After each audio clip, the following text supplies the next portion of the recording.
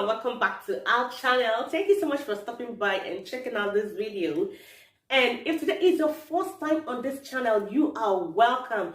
We are so happy to have you here. And my name's Joy. On this channel, we'll be bringing to you latest news and gist. And if you'd like to see more videos from this channel, do go ahead and click on that red button down below. That is subscribing. Turn on that bell notification so you'll be notified anytime we upload videos. You will be the first to hear Bagam and you come and enjoy it. Oh my God. So in this particular video, I am going to be watching with you. So with that being said, let's get into the video. Hey! Oh my God. Oh, may his soul rest in peace. May his soul rest in perfect peace. Ọ bụrụ na na-azụta ego, ọ bụrụ na na-azụta ndụ n'afịa, aka eji ego zụta ndụ Chinedu Nwadike. Ọ bụrụ na na-azụta ndụ n'afịa, aka eji ego zụta ndụ Chinedu Nwadike. Because money is not the problem, and it can never be. Many people now assume now we go so much delay about Chinedu Nwadike's travel. Please off this television, please. Many people now assume now there too much delay about Chinedu Nwadike travel abroad. But opening a go Igbo in our travel, igama the procedures a travel. As I speak to you, visa Chinedu Nwadike, everything about his traveling movement, both tickets and visa. Just butter either yesterday or one day. Here was na katabo by Monday. Chinedu Nwadike with team. In a Zoom same, why not travel abroad? Am I working in embassy? I don't really know how people think. I'm not gonna see I think. You know, why delay? Abum embassy. Abum embassy. People are not why delay? Why delay? Abum embassy. I am not embassy.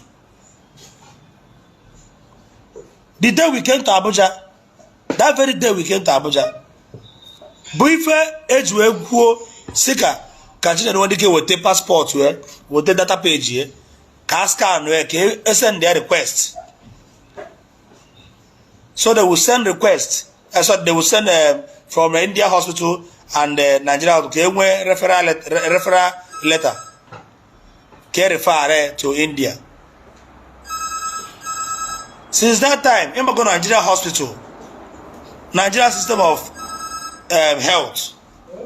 He with the ordinary health, ordinary letter system of health. He with the ordinary health paper, health referral. To bring health referral letter, I can submit now as document. Can we make document for his traveling? I am not working in the embassy. Our work is to ginger people to bring the money. Our work is to ginger people to raise money so they can use the money and do things, necessary things again. If you are telling me that they delay, having to be in the embassy for traveling and see how they are delaying everything. So money is not the problem because the money is there. At least I myself with Igwe and Boss Lady, we raised 6.7 million. Only 3 people raised 6.7 million. Not ego nke send in a direct account is not inclusive. No, cash at hand. Cash. 6.7 million. So you see that money is never the problem. Visa apatago, ticket apatago, Chinedu Nwadike gave up. Chinedu Nwadike was all the very sound. Through his speech, you understand and realize that now this man adebagomma na odebagomma onu mmiri okwe ihe oye jikwa na odebagomma because his speech and it also kume ki ejima na odebagomma here now for this morning, this afternoon. The good news kwesịrị no a ga-eji aba new week ọbụna Chinedu Nwadike anwụgo. Chinedu Nwadike anwụgo. That will show you the country we are into. That will show you the country I nọ n'ime, that the whole Federal Republic of Nigeria enweghị facilities, enweghị equipment for such disease. And we are answering country. We are answering Nigeria, great Nigeria in the whole of Africa. But all this water about flight to Ghana, treat Asia. Oye malaria, oje Europe, treat malaria. Onye nwere ọrịa dị iche iche ọgba obodo oyibo. If Nigeria as a country enwere equipment eji agwọ ọrịa, that means we are gone, we are finished. Mgbe na-asị family be ndebe Nwadike Chinedu ka adibe na ọnwụ bụ ife ga-abịara onye ọbụla. Onwere onye ga-agba ọsọ na ọ ga anwụ anwụ.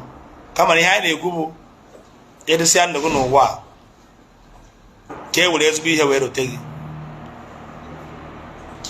ka gị na Chineke dị na mma.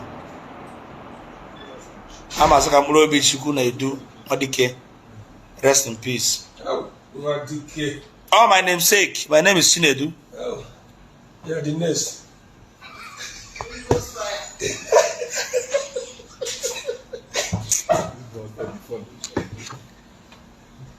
Actually, I want to get my friend. Oh, my friend, call. Oh, they would them so much. This is Sunday afternoon, Sunday evening.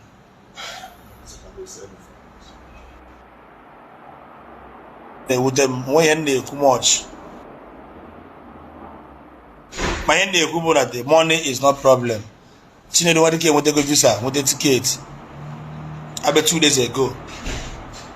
Now, on Thursday, can travel. But you come to think of it, travel or no travel, does it mean that now, when you see what I travel obodo oyibo, onye malaria I travel obodo oyibo, onye dị chejara ejebe obodo oyibo, does it mean that enweghị ụlọ states? Then are 36 states. Yeah, 36 states.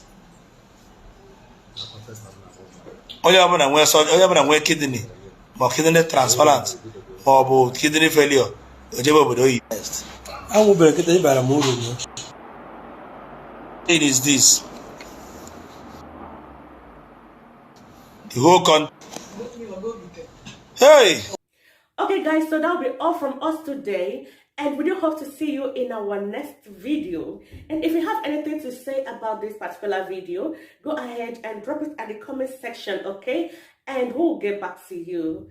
For now, it's goodbye and stay blessed. Bye.